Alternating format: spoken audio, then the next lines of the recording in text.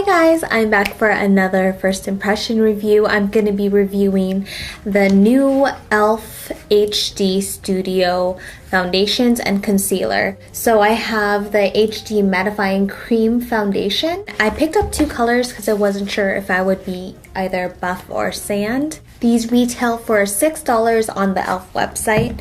And then the concealers are HD lifting concealers, and I have medium and light. And these retail for $3. Let's just start off with the concealer. It says here that it's a high definition skin firming concealer that hides imperfections and regenerates the skin for added radiance. Minimizes fine lines, helps even out skin tone for a youthful look.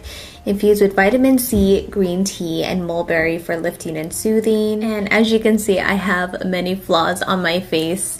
Lots of redness around my nose, underneath my eyes, just looks a little deeper. So let's just swatch both of these on my hands. Pretty obvious which is light.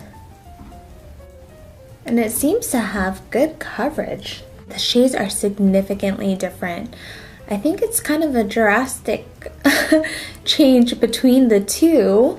One looks fair and one looks deep. I'm gonna put on the light first underneath my eyes.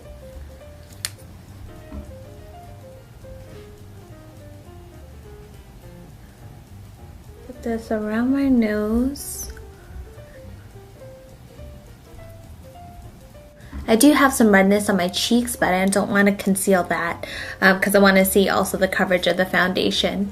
But the concealer does a really great job with canceling out the dark circles underneath my eyes, and then also obviously canceling out the redness. It was super easy to blend, and it sets pretty well. It's not completely dry, but it's not watery, and it doesn't feel sticky. So moving on to foundation, it says it's high definition, oil-free, lightweight foundation that's great for normal to oily skin types. A cream to powder formula, minimizing fine lines and leaves a natural, long-lasting matte finish. It looks to have a little bit of condensation. Oh, it's super creamy. Very, very creamy. Look at that. It like swatches like a liquid. It's so lightweight. This is obviously too light for me. So here's buff.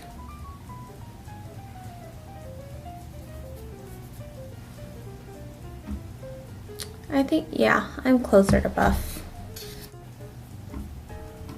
Ooh, that looks actually dark. Okay, that's not bad once you blend it in.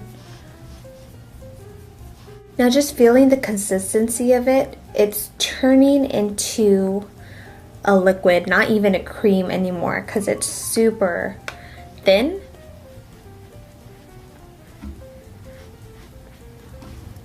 It doesn't smell like anything.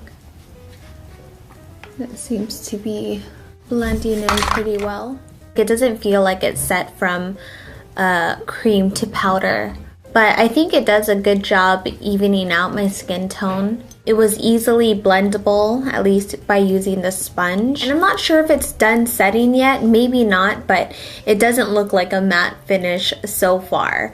I'm gonna even out the rest of my skin with the concealer and foundation, finish up the rest of my face, and then by then it should set, so I'll be right back. So it's been over 10 minutes, and that's more than enough time to allow foundation to set.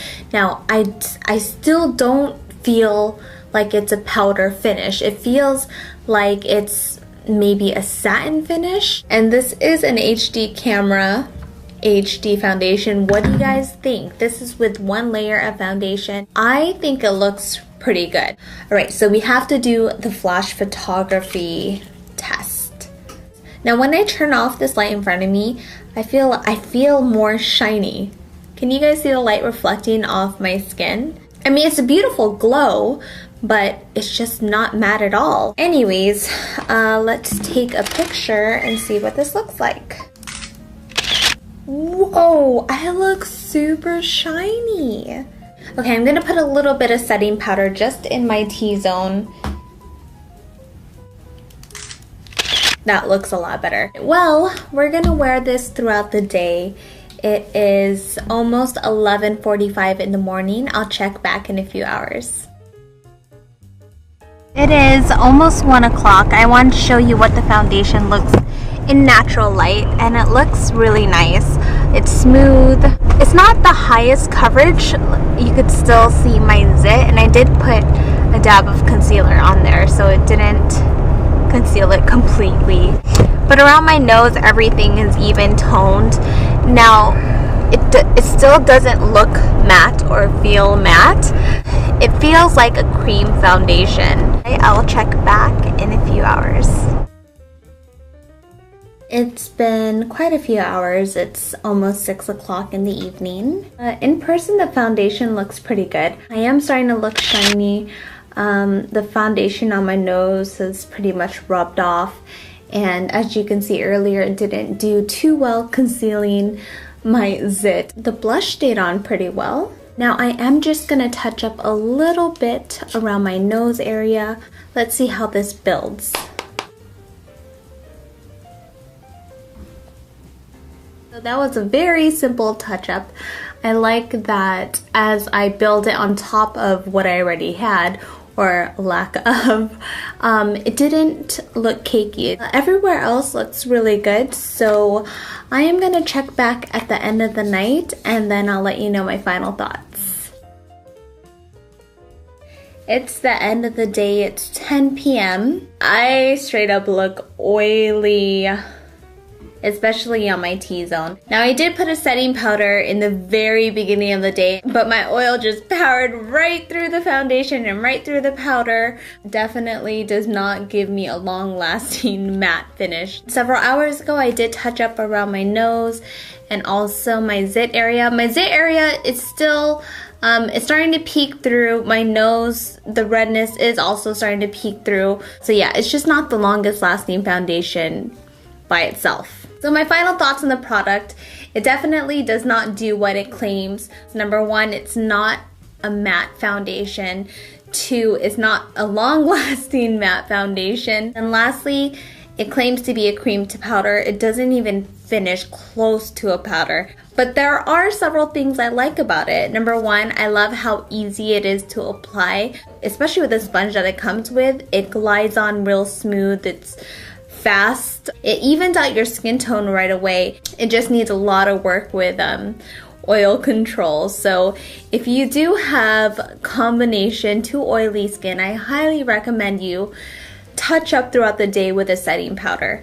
It doesn't say that they recommend this for dry skin, but I don't see this to be a problem because I don't find it to be a powdery product at all. For the price, $6, it's a decent drugstore foundation. And as for the concealer's all right. There wasn't anything that really stood out to me. Let me just touch up because I actually did not touch up at all with this concealer.